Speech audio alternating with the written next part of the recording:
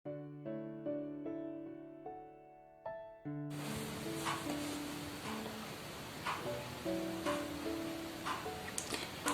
dan Mujazua, selamat pagi dan salam sehat dimanapun kita berada.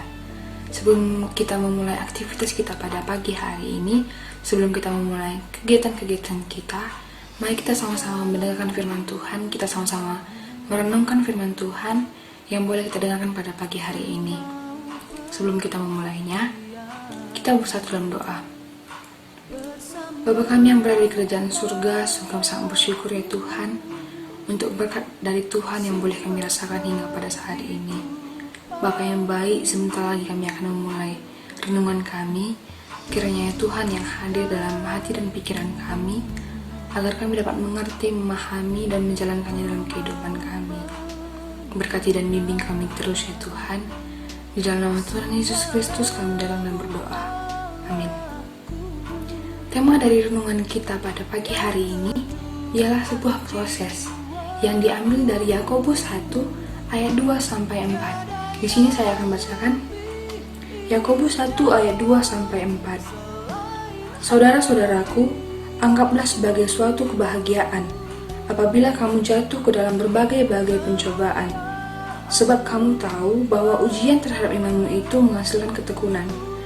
Dan biarkanlah ketekunan itu memperoleh buah yang matang, supaya kamu menjadi sempurna dan utuh, dan tak kekurangan suatu apapun. Yakobus menuliskan surat ini bertujuan untuk mendorong semangat para penginjil yang pada saat itu sedang mengalami pencobaan-pencobaan dalam memberitakan kabar baik. Yakobus ingin agar mereka dapat menanggung pencobaan-pencobaan dengan sukacita dan tentunya mengambil sisi positifnya. Yakobus juga menginginkan agar para pembaca mengetahui bahwa iman yang dipertahankan dan dilatih dalam pencobaan-pencobaan dalam proses-proses akan memperoleh buah yang matang, bahkan akan merasakan suatu kebahagiaan yang mendalam. Inilah alasan kenapa Yakobus menuliskan surat ini. Dan inilah yang disebut dengan sebuah proses. Sebuah proses yang tidak mengkhianati hasil. Sama seperti terdapat dalam ayat yang keempat tadi, ketekunan akan memperoleh buah yang matang, yang tak kekurangan suatu apapun. Memang dalam menjalani sebuah proses juga bukanlah hal yang sangat mudah. Rasa kecewa, marah, lelah, putus asa dan pasrah adalah hal yang sangat sering terjadi. Bahkan, hampir tidak mungkin di dalam pencobaan-pencobaan di dalam sebuah proses kita tidak mengalami hal tersebut. Dan mungkin membuat kita berpikir dalam hati kita, Tuhan, kenapa ini semua harus terjadi padaku? Tuhan, kenapa aku harus menanggung beban seberat ini? Tuhan, kenapa aku harus yang mengalami semua ini? Kita merasa bahwa Tuhan tidak adil dalam hidup kita. Kita merasa bahwa diri kita sangat lemah dalam menjalaninya. Padahal, semua proses-proses yang ada dalam hidup kita, semua pencobaan-pencobaan yang ada dalam diri kita, tidaklah melebihi kekuatan yang kita miliki. Sama seperti terdapat di dalam 1 Korintus 10 ayat 13. Di sini saya akan bacakan 1 Korintus 10 ayat 13. Pencobaan-pencobaan yang kamu alami ialah pencobaan-pencobaan biasa yang tidak melebihi kekuatan manusia. Sebab Allah setia, dan karena itu Ia tidak akan membiarkan kamu dicobai melampaui kekuatanmu. Pada waktu kamu dicobai, Ia akan memberikan kepadamu jalan keluar sehingga kamu dapat menanggungnya. Di dalam ayat ini kita diteguhkan kembali bahwa proses-proses yang kita alami, pencobaan-pencobaan yang ada dalam kehidupan kita tidaklah melebihi kemampuan kita. Tuhan mengetahui bahwa kita sanggup melakukannya. Hanya diri kita saja yang merasa bahwa kita sangat lemah. Kita tidak mampu melakukan semua ini. Hari ini Tuhan mau katakan kepada kita, agar kita dapat semangat dalam menjalani proses yang ada dalam kehidupan kita, agar kita membangkitkan kembali semangat-semangat itu, dan tentunya agar kita selalu berserah kepada Tuhan, meminta pertolongan Tuhan. Sama seperti situasi pandemi yang terjadi pada saat ini, Tuhan mengetahui bahwa kita sanggup menjalaninya. Tuhan mengetahui bahwa kita akan mampu melewati semua ini. Tuhan ingin kita dapat mempertahankan iman kita. Tuhan ingin mengetahui Bagaimana cara kita mempertahankan iman kita? Bagaimana kita harus bersyukur di saat kita terpuruk?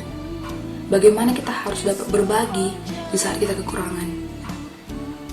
Dan bagaimana cara kita dapat peduli kepada sesama kita manusia? Inilah yang ingin Tuhan sampaikan kepada kita. Jadi, mari kita sama-sama semangat, kita bangkitkan kembali semangat kita dalam menjalani sebuah proses yang ada dalam kehidupan kita. Sebuah proses yang semakin hari semakin berat. Walaupun kita sering merasa jatuh, kita merasa bahwa kita tidak sanggup. Percayalah, Tuhan selalu memampukan kita. Tapi, kita juga tidak boleh lupa untuk selalu meminta pertolongan kepada Tuhan. Kita pasti akan melewati proses demi proses, yang semakin hari tentunya semakin berat. Tapi percayalah, itu akan membentuk kita menjadi pribadi yang lebih kuat lagi. Pribadi yang menjadi lebih baik lagi. Inilah yang ingin Tuhan sampaikan kepada kita pada hari ini, pada pagi hari ini. Agar kita semangat dalam menjalani kehidupan kita, walaupun kita merasa lelah, kita merasa kecewa, percayalah Tuhan pasti memampukan kita. Semangat bagi kita semua. Amin. Kita bersatu di dalam doa. Sungguh kami sangat bersyukur Tuhan untuk firman Tuhan yang boleh kami dengarkan pada saat ini. Tuhan Yesus yang baik, kami mengetahui bahwa kami adalah manusia yang jauh dari kata sempurna. Berkati dan bimbing kami Tuhan agar kami dapat melewati proses demi proses yang semakin menguatkan kami. Berkati kami Tuhan agar kami dapat mempertahankan iman kami hanya kepada Tuhan saja. Tuhan Yesus, untuk virus corona ini juga Tuhan jauhkan dari kami. Tuhan juga yang menyelesaikan. Tuhan juga yang menguatkan para garda terdepan Tuhan. Tuhan Yesus, apapun aktivitas kami selanjutnya, Tuhan yang tetap memberkati kami. Terima kasih banyak Tuhan Yesus. Kami datang dan berdoa. Amin. Demikianlah renungan pagi, renungan singkat yang boleh kita dengarkan pada pagi hari ini. Semoga renungan ini dapat bermanfaat bagi kita semua. Semoga kita menjadi lebih semangat lagi dalam menjalani kehidupan kita. Tuhan Yesus selalu menyertai kita semua. Shalom dan terima kasih.